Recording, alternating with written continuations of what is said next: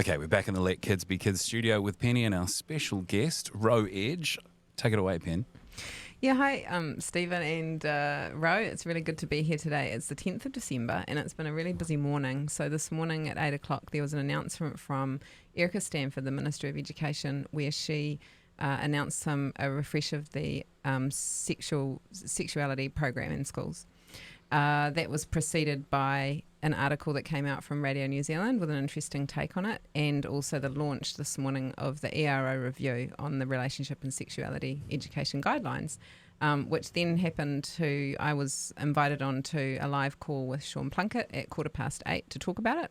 So it's been all go this morning, and so it's really cool to have Ro in the studio, and we're just going to have a quick look at some things, and we'll come back and have a deeper dive another day, but let's get this out today. Great. Well, thank you for coming in, Ro. I really appreciate it. Penny, what's the first thing you want to bring up? So the first thing that I want to bring up, if you can, Stephen, is the Minister of Education's announcement. Here we go. And Ro and I can just have a bit of a chat about some of the possible red flags we're seeing here. Yep. So we'll start with you, Ro. Hi, how are you going? Very good, thanks. It's lovely to be in your studio. Yeah, it's really Very good to have flashed. you. Yeah, it's really cool. So, what's your initial take on this? Initial take was, yay, finally some stuff is happening. But then when you read the press release, there's some points in there that you start getting nervous about. Like, for instance, who are these experts that are going to determine what the new relationship and sexuality education is going to be? And yeah, it's like a bit like the sports announcement, right? Like when Chris Bishop announced that he was asking Sport New Zealand to revise their guidelines, everyone went for transgender participation. Everyone went, yay, this is done. But no, it's not, because we have such a bureaucracy that's so ideologically captured that they are pushing back against any changes that groups like ours want made. So there's still a massive effort to go. This is step one. That's right. And Winston Peters just put up on X 3 hours ago, it has been announced today that the relationship and sexuality guidelines are being removed in term 1 next year.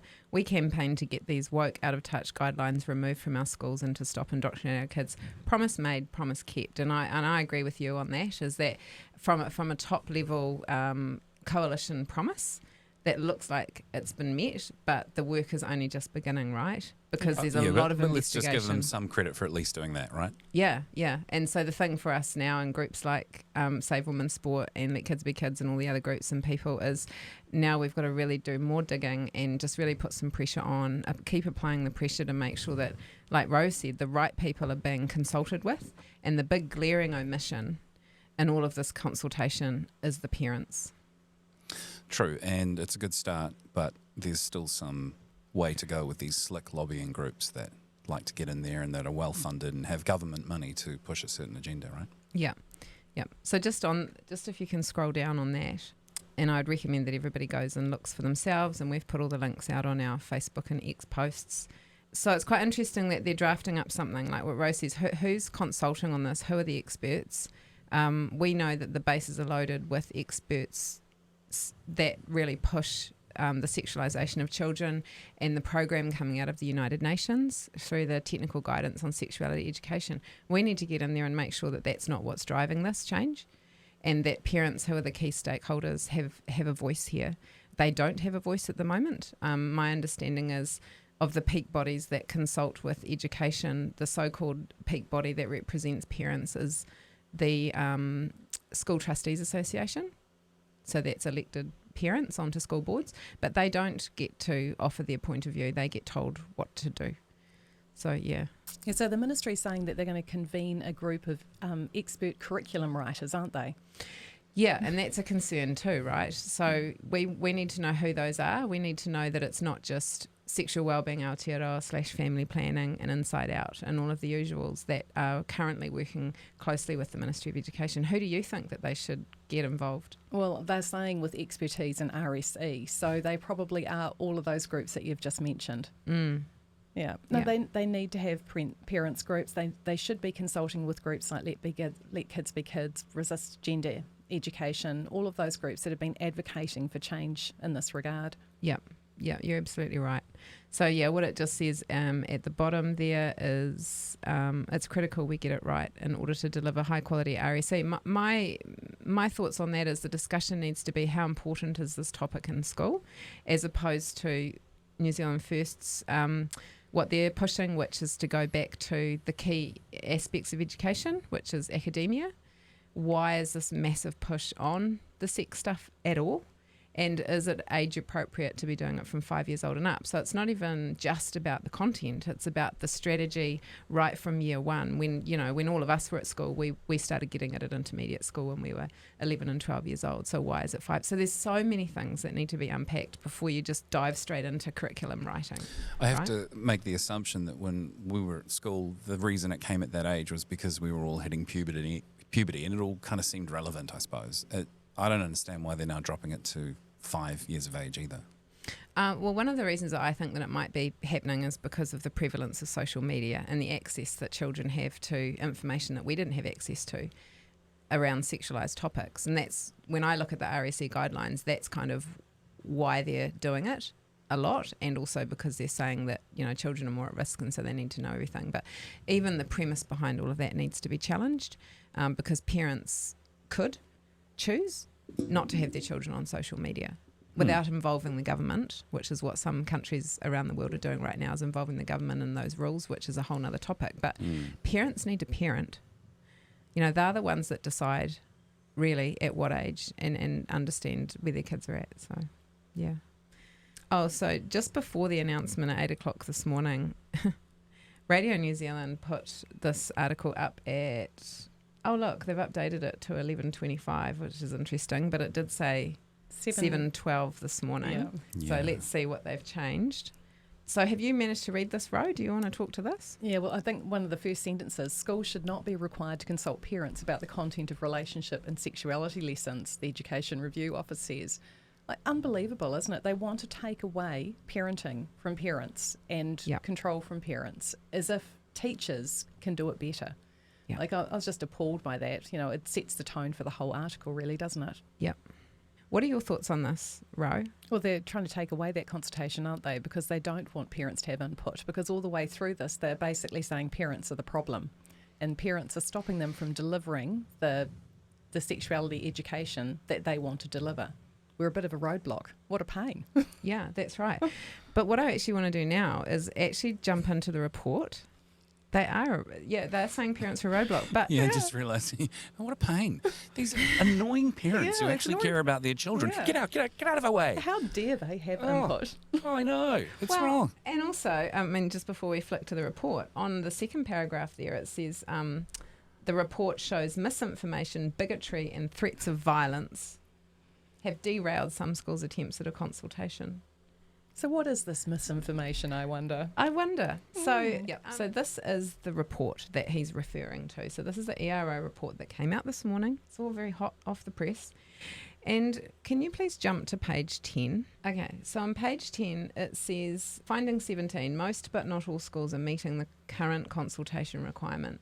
Just over a quarter don't know that they are required to consult at least once every 2 years. And worryingly, almost 1 in 10 board chairs last consulted more than 2 years ago, and 1/5 of board chairs don't even know when the school was last consulted the community. So we work really hard with parents to help them to go through their school's policies and ask the question about when the consultation happened next. So that's one thing that's concerning about the consultation. But can you please now just jump to page 14? I'll read this out. So look at the consultation requirements. So the ERO has found that the requirement for school boards to consult once every 2 years is creating significant challenges. And the reasons are because there are divided views. Now that to me is a bit of a red flag too, because what they should be doing is diving into why there are divided views rather than just saying that anyone who disagrees with them is the problem. Because maybe there's something wrong with the content and maybe that's why there's a divided view. And they don't seem to be bringing that one up. So it says on some topics parents have conflicting views on what should be taught and the extent of that teaching and the appropriate timing for teaching it. So actually that's feedback that comes out of a consultation. So they should be listening to the consultation. But can you please scroll down just a little bit more? To recommendation 6. Yep. So this one is where the clincher is, and then we'll go back to what he said on the Radio New Zealand article. So recommendation 6 here says, consider replacing the requirement on school boards to consult with the school community on RSE with a requirement to inform parents and whānau about what they plan to teach and how they plan to teach it before they teach it. This is significant. This, to me, I haven't looked at the whole report, but that's hugely significant. So what you've got there is Radio New Zealand saying, oh, it's not right for parents to be consulted. But actually the report is stating what's better than a consultation is to inform parents with all of the content, what they're planning to teach, how and when, so that the parents can opt out. And that's the very thing that Let Kids Be Kids has been working for the last couple of years to help parents to do. And what we've found again and again and again is that schools don't want to do this.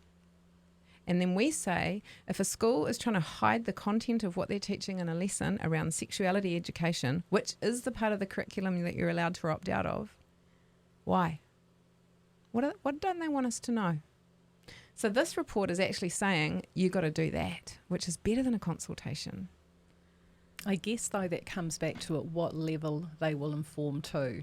Will it just be a brief overview without delving into the really problematic parts that they know parents will object to? Yeah. Or will they inform with all of the information? I would say it's probably not going to be the latter. Well, that's up to the parent to ask, you see, and this is where parent authority comes in, because what this is saying is that the requirement that they're proposing is that they say what they plan to teach, and I would say that statement says everything, how they plan to teach it, and before they teach it. So it gives the parent the option to have informed consent to opt out, which is putting the power back on the parent. Now, I think that's really powerful, because then the parent can go, well, can you give me all the lesson plans? And like you're saying, the school might say, well, we'll give you 5 of the 8. And the parent will go, no, you give me all of them. Otherwise, I'll be opting out. So it's actually giving the parents better tools. So can we just go back to that Radio New Zealand article, and let's go back to what the writer here, John's take on it is. So if you go right back up to the top there, schools should not be required to consult parents about the content of the relationship and sexuality lessons. So what do we think about how he's reported on that? Yeah, it's somewhat misleading, isn't it? I wonder if John's recently done his certificate in journalism, or perhaps he's still catching up on what the truth means. Oh, maybe. No he's offence, just John. into- Just an opinion. Just seems unreasonable. Maybe he's just into sharing misinformation. Ah, yes. Well, maybe it's a bit of misinformation that needs to be followed up on. Yeah. And so, that's what it says in the next bit. In the next paragraph, it says the report shows misinformation and bigotry, and I couldn't find those. Oh, the irony that it shows misinformation. He doesn't seem to be quite reporting it accurately. Funny. So, that's kind of why we're in studio today, really, is to really go, just don't look at things on the face value. We put the links out and say, go and have a look at the ERO report yourself, do your own analysis of it. Compare that to what's being put out in the media, and to also what's been put out into the Beehive statement from Erica Stanford. Honestly, in the dying legacy media, it almost doesn't really matter what they say. People now have access to just read the reports like this. Just do your own work. Have a look. Some good people like ourselves will sum it up for you and provide you the link so that you can go and find it. I'm almost starting to wonder who is Radio New Zealand anymore. Well, it makes you sort of wonder whether they're neutral. Yeah. Neutral? You're still wondering, Neutral. really? Well, I'm not still wondering. I'm saying that for the viewers. I might still be wondering. Yeah, neutral or just not relevant, I suppose. Yeah. Yeah. Go on, Ro. Jump in here. Well, they're definitely not neutral, are they? They haven't been for a long time. And they're not called Red Radio for no reason. No. And Ooh, yeah, good point. It's very politically biased there, isn't it? all you really need to do, if you're wondering why they do this, is go and look at Pride Pledge website and the Rainbow Tick website and find out who's on there, and you'll find NZME, MediaWorks, you'll find all the media there, and they're part of the Rainbow Community Tick, which means that they are required, I think, to promote the narrative that we're trying to raise as concerning because it's harming children. Yeah, it's funny how these supposed quote-unquote hate groups were talking about it, and it just really concerned, just these bad people that just don't want to harm children. Is that so bad? Yeah. And when you look at the UN documentation, it's a narrative. It's the use of specific words about being, marginalised and stigmatised and all of that. Well, we're not. We're looking at the data here. We're looking at the innocence of our children. Do they need to know this stuff? Really? Do they need to know this stuff at 5, 6, 7 years old? Yeah, I would say we all need to understand what's going on in the world. It's not like we're trying to hide information, but there's a time and a place. Yeah. Why are you shoving it down 5-year-olds' throats? That's right. Yeah. Now tell me, Penny, have RNZ ever contacted you for comment? No, they haven't. And it's really interesting, isn't it, when you read mainstream media articles, because they talk about talking to the experts. And I hardly ever see them asking parents. They'll ask their university people that are running these programs and doing stuff. So, yeah, have you ever been contacted by Radio New Zealand? Radio New Zealand, they did have a journalist that came after me. Zoe George was her name, and she was just trying to get a hit piece on us the entire time. And then she eventually gave up because I rang her boss and said, please ask her not to contact me again. She was really bad. But, they should be presenting an objective viewpoint, like both sides, but they never do, right? And it's because of the rainbow tick. I don't know, but it just gets a bit tiresome, doesn't it? Everyone looks at that article and knows that they're just a propaganda arm for the rainbow tick. That's right. I mean, it's really just digging themselves in a bigger hole. And if they were still the fourth estate, they are meant to be the watchdogs of what's going on in Parliament. They're not meant to be taking a side. They're meant to be stating the information. Now, we've just been able to show, just looking at one report, that the way that the media's report on it is very slanted. So are they being the fourth estate, and are they holding the government to account? And if they're not, why are they there? Why are they getting an audience, and why are they getting... Well, they shouldn't even be getting government funding, right? I guess the only benefit is their audience is dropping dramatically, isn't it? Yeah. Yeah, it's absolutely dropping. I wonder if the rule of thumb might be for you when you're taking these interviews is your first check is, do you have children yourself? And if you don't, I don't have time for it. Yeah. I ask that quite a lot with the people that come out sort of slating the kind of angles that we have. And actually, when you ask about has mainstream media's RNZ gotten in touch with me? No, but Stuff did. And they tried to do a hit piece on me after we were doing our nationwide tour, and we booked a venue in Nelson that was a ratepayer funded venue. It was a council venue. And the deputy mayor of Nelson, who's a young man, he didn't come to the meeting. But afterwards, he put a complaint into Stuff about our meeting. So Stuff got hold of me and said, we've got some complaints about your meeting. What is your response? And so I said, well, who complained? Because we had a great night. There wasn't any problems. And she told us who it was. And so I contacted him and said, hey, Rowan O'Neill Stevens, did you come to the meeting and did you know what we were talking about? And he said, no, I didn't have to because I came to your website and you're a homophobic, transphobic. And he's the deputy mayor, by the way, so he's called to be a neutral servant of the people as well. And so they tried to run a piece saying that groups like ours, which are parent-run groups full of local ratepayers, shouldn't be able to go into a ratepayer-funded facility and hold a meeting about their concerns. And the only thing that they really had on me was they were trying to pin it to health and safety, which there wasn't a health and safety risk. So they kind of just showed their bias. Given that there's no hatred or anything on your website, yeah, I think it's only fair to say that while in this free country anyone should be able to be voted and to succeed in office, a bare minimum requirement to be mayor is that you should be able to read. Yeah, that's right. Yeah. And comprehend what you're reading. That's right. Yeah.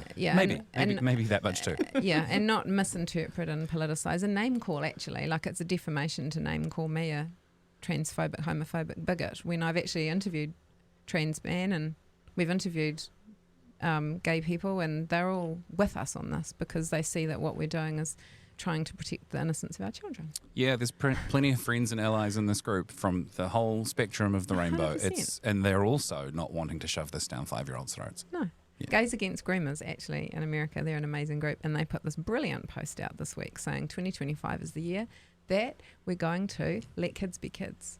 Nice. Brilliant. Yeah. Right, what's next up on our list? If you go to the next one, which is the X post. So this is just the email that I sent to the reporter on Radio New Zealand this morning. So it just says, good morning, John. Can you please respond to the following requests for evidence of claims in this article? So that's the link to the article we were just looking at. So I just said, I can't find these statements in the report. Can you please assist me by noting where they can be found? And then I've put a half a dozen quotes in there that he'd put in the article, and I'm just asking for him to validate those. So that's another thing that we have the power to do as the people, is we can also hold the media to account for their statements. So yeah, I'll go back and do a review of his latest update of the article versus the 7 o'clock this morning one, and we'll see what's changed. Yeah, just break it down and take all that emotional stuff out that he put in his article and understand where it's coming from, perhaps. Yeah. I mean, if you look at the second to last bullet there, it says a lot of it was literally unsafe, having to shut down a school board meeting and walk out of our town due to de-escalate a situation that was going to turn into fisticuffs, a school representative told the report. Ooh. Can't find that in the report, though. Fisticuffs. So Can't find it in the report. So literally all of these statements that he made in his article are not in the report, but he's referencing them as being in the report. That's what I have found, yeah. So I've done a word search on keywords in each statement, and I can't find them. Yeah. So interesting, isn't it? Very. So that's an evolving story. So yeah, at 8:15 this morning, Sean Plunkett had me on the show, and we just did a little 8-minute talk about it. So that's on our social media now as well. So if people would want to listen to that, Sean is kind of on the same page as us with this, and we really go back to the conversation about parental authority. We talk about all the lobby groups that are pushing all of this, and like what Ro was saying, who's part of the creation of the next stage. And it's up to us, the people, and the independent media to really hold their feet to the fire on this. It's been a really big topic in our lives for the last couple of years, and the work is only just starting to begin. Yeah. But we've taken the first steps, right? And that's the positive thing. And that's why we do have to be incredibly grateful to New Zealand First being in government, because we wouldn't have got this far without them. No, and Tanya Unkovic in particular has been a really strong advocate for us. Yes, And she's a strong, courageous woman, and we need more of those in Parliament. Yeah, we really do. And what is really concerning when you see her in Parliament in full flight is you're hearing all the heckles from the back, and it's like, gee, she's only there she's not hating on anybody. She's just wanting to see more parents be back in the parent role. And from what we're uncovering more and more is that the system, the state, the policies and the procedures are removing the parent rapidly through the Ministry of Health and the Ministry of Education are the areas that we focus on, but I'm sure it's in others as well. And it'll be across sport and everything. It's like, who's the best person to raise most of the kids in the country? Yeah. Definitely not teachers. I mean, that whole HEADS report that you uncovered, that is so concerning that they're asking those kind of questions to 12 and 13-year-olds. Yeah. And who haven't exhibited any issues before. There's no reason for concern, but they're trying to delve into their lives and create a problem so that they can take control. That's exactly what they're doing. Social emotional learning creates a problem that wasn't there, and then they're going to sweep in and create the so-called solution. So we need to really watch that. Yeah. So back in August, we did an article on around all of this ERO review. Yeah, so back in August, we put a Substack out which was noting that the ERO review was underway. We got some Official Information Act request information from Erica Stanford's office, and we wrote an article about it, and we had some concerns about the survey questions being asked, and the survey got pulled in the end.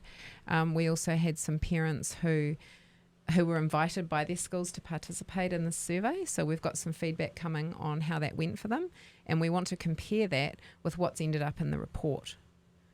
So, because there was one particular mum who went to the consultation in her school, and the people that came from ERO were really shocked at how negative the feedback was, in the sense that everybody was concerned.